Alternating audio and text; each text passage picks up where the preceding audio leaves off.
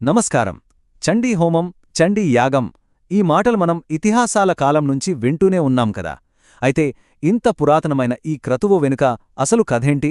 కేవలం నమ్మకమేనా, లేక ఇందులో సైన్స్ కూడా ఉందా? పదండి, వీటన్నిటి గురించి ఈరోజు వివరంగా తెలుసుకుందాం. ముందుగా మనం ఒక ప్రశ్నతో మొదలుపెడదాం.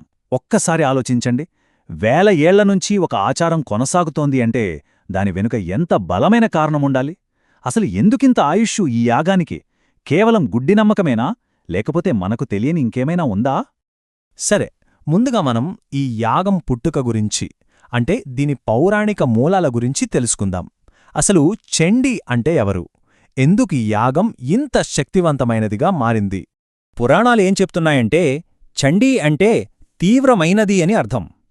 పూర్వం శుంభ, నిశుంభులు అని ఇద్దరు రాక్షసులు లోకాల్ని పీడిస్తుంటే వాళ్లను అంతం చేయడానికి అమ్మవారు ధరించిన ఉగ్ర రూపమే ఈ చండీ అవతారమన్నమాట. ఆ రాక్షసులనే కాదు, వాళ్ల సేనాధిపతులైన చండాముండులను కూడా సంహరించింది. అందుకే దుష్టశక్తులను నాశనం చేసే మహాశక్తిగా అమ్మవారిని కొలుస్తారు. మరి ఈ హోమం ఎందుకు చేస్తారు? దీనివల్ల కలిగే ప్రయోజనాలేంటని చూస్తే, నమ్మకం ప్రకారం ఇది ఆరోగ్యాన్ని, కుటుంబంలో సమస్యల్ని దూరం చేస్తుందట. అంతేకాదు, జాతక దోషాల నివారణకు, పేరు ప్రఖ్యాతులు, సంపద, శ్రేయస్సు కలగడానికి, ఆఖరికి శత్రువులపై విజయం సాధించడానికి కూడా ఇది సహాయపడుతుందని అంటారు. ఒక రకంగా చెప్పాలంటే ప్రతికూల శక్తుల నుంచి ఒక కవచంలా పనిచేస్తుందని గట్టిగా నమ్ముతారు. ఇన్ని లాభాలున్నాయి సరే, కాని ఇంత శక్తివంతమైన యాగాన్ని అందరూ చేయించుకోగలరా అంటే ఇక్కడే ఒక పెద్ద ప్రాక్టికల్ ప్రాబ్లం వస్తుంది. అదే ఖర్చు. సాధారణంగా ఒక చండీ హోమం నిర్వహించాలంటే సుమారుగా 15,000 నుంచి ఏకంగా 50,000 రూపాయల దాకా ఖర్చవుతుంది. వాడే సామాగ్రి, వచ్చే పండితుల సంఖ్యను బట్టి ఈ ఖర్చు మారుతుంది. ఇది చాలామందికి తలకుమించిన భారమే కదా. అయితే ఈ ఖర్చు సమస్యకు ఒక అద్భుతమైన పరిష్కారంలా రాజమహేంద్రవరం దగ్గర కూలమూరులో ఒక ప్రత్యేకమైన కార్యక్రమం జరుగుతోంది. దాని గురించి ఇప్పుడు వివరంగా తెలుసుకుందాం. ఇది ఎవరో కాదు, వడలి కుమార్ శర్మగారి ఆధ్వర్యంలో జరుగుతోంది. గత 8 సంవత్సరాలుగా ప్రతి పౌర్ణమికి ఈ కార్యక్రమాన్ని నిర్వహిస్తున్నారు. రాబోయే ఫాల్గుణ పౌర్ణమి అంటే 2026 మార్చ్ 3 మంగళవారం ఉదయం 8:30 గంటల నుంచి కోలమూరులోని శ్రీ పద్మాక్షి నగర్లో శ్రీ మహాలక్ష్మి సహిత చండీ హోమం జరగబోతోంది. అయితే అసలు ఆశ్చర్యపరిచే విషయమేంటో తెలుసా? వేలల్లో ఖర్చయ్యే ఈ హోమంలో పాల్గొనడానికి ఇక్కడ నిర్ణయించిన కార్యరుసుము కేవలం 501 రూపాయి. అవును, విన్నది నిజమే, కేవలం 501 రూపాయలు. ఇంత తక్కువ రుసుము ఎందుకు పెట్టారు అని అడిగితే నిర్వాహకులు వడలి కుమార్ శర్మగారు చెప్పిన మాటలు వినండి.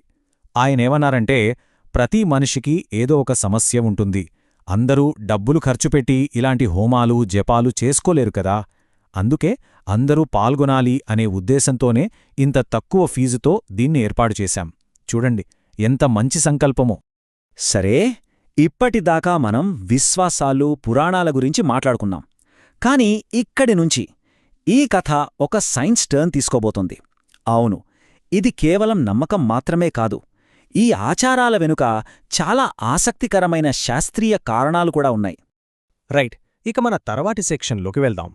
అసలు ఈ హోమం వెనుక ఉన్న సైన్స్ ఏంటి? కాస్త లోతుగా చూద్దాం. అసలు హోమం అంటే ఏంటి? సింపుల్గా చెప్పాలంటే అగ్నిని మధ్యలో పెట్టుకుని మంత్రాలు చదువుతూ నెయ్యిలాంటి వస్తువులను ఆ అగ్నికి ఆహుతిగా ఇచ్చే ఒక పవిత్రమైన ప్రక్రియ, అంతే. సో ఈ ప్రాసెస్లో ముఖ్యంగా 3 స్టెప్స్ ఉంటాయి. ఫస్ట్, అగ్ని ప్రతిష్ఠాపన, అంటే హోమగుండంలోకి అగ్నిని తీసుకురావడం. ఆ తర్వాత నెయ్యి, ఎండిన కొబ్బరిలాంటివి అందులో సమర్పిస్తారు. ఇక మూడవది చాలా ముఖ్యమైనది, చండీ సప్తసతిలోని 70,000 శక్తివంతమైన మంత్రాలను పఠించడం. ఇక్కడే సైన్స్ ఎంటర్ అవుతుంది.